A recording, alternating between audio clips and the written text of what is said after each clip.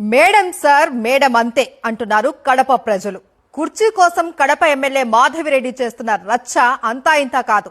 నాడు కార్పొరేషన్ లో మేయర్ పక్కనే తనకు కుర్చీ వేయాలి అని దాదాపు ఏడాది పాటు సమావేశాలే జరగకుండా చేసిన ఆమె ఇప్పుడు స్వాతంత్ర దినోత్సవంలో వేదికపై తనకు కుర్చీ వేయలేదు అని ఐఏఎస్ అధికారులపై నిప్పులు చెరిగారు.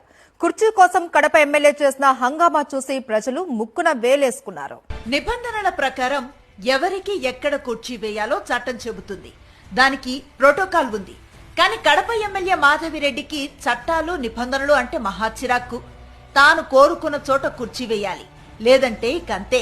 తను కన్నెర్ర చేస్తే రణరంగమే అన్నట్లుగా వ్యవహరిస్తారు. ఈవీఎంల పుణ్యమా అని ఎమ్మెల్యేగా గెలిచిన మాధవిరెడ్డి తీరు మొదటి నుంచి వివాదాస్పదంగా సాగుతోంది. పట్టణానికి చేసిందేమీ లేదు, కానీ హోదా విషయంలో మాత్రం మేడం తగ్గేదేలే. ఇప్పుడు కూడా అదే సీన్ రిపీట్ అయింది. ఇండిపెండెన్స్ డే వేడుకల్లో ఐఏఎస్ అధికారులపై గుర్రుమన్నారు ఎమ్మెల్యే మేడం. గుడ్లురిమి చూశారు, నోటికొచ్చినట్లు మాట్లాడారు. ఇంతకీ ఎందుకింత కోపమో తెలుసా? ఆమె కోసం అధికారులు నిబంధనలు పక్కన పెట్టలేదు, ప్రోటోకాల్ ని తుంగలో తొక్కలేదు. అందుకే ఆమెకంత కోపం. ప్రోటోకాల్ ప్రకారం వేడుకల్లో ఆమెకు సీటు కేటాయించారు, కానీ రూల్స్ అన్ని పక్కన పెట్టి స్టేజ్ పై తనకు కుర్చీ వేయాలని పట్టుబట్టారు ఎమ్మెల్యే. వేదికపై కుర్చీ వేస్తారా లేదా అంటూ ఏకంగా collector Cherukuri Sridhar, joint collector Aditi Singh పై కన్నెర్ర చేశారు. గతంలోనూ అంతే. గెలిచిన వెంటనే జరిగిన కార్పొరేషన్ సమావేశంలో గౌరవంగా ఎమ్మెల్యే మాధవిరెడ్డికి స్టేజ్ పై కుర్చీ వేసి ఓ శాలువా కప్పి గౌరవించారు కార్పొరేటర్లు. వైఎస్ఆర్సీపీ పాలక వర్గం ఉన్నా గెలిచిన వారికి గౌరవం ఇవ్వాలని అలా చేశారు.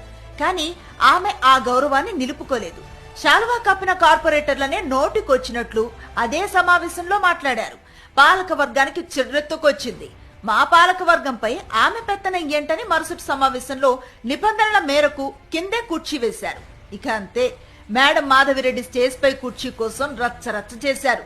దాదాపు ఏడాది పాటు సమావేశాలే జరగనివ్వకుండా రణరంగాన్ని సృష్టించారు. ఆ తర్వాత కమిషనర్ తో ఓ కుర్చీ తెప్పించుకుని స్టేజ్ పై బోల్టులు పెట్టి మరీ బిగించేసుకున్నారు. చివరికి మేయర్ పదవిని కూడా తీసేయించేందుకు ప్రయత్నం చేసి విఫలమయ్యారు. నిబంధనల ప్రకారం ఆమెకు ఎక్కడ కుర్చీ వేయాలో అక్కడే వేస్తారు. ఆ విషయం అధికారులకు బాగా తెలుసు. అయినా చేయాల్సిన పనులు పక్కన పెట్టి ప్రోటోకాల్ కూడా పట్టించుకోకుండా ప్రతిసారి కుర్చీల కోసం ఈ కొట్లాట ఏంటని కడప ప్రజలు నవ్వుకుంటున్నారు.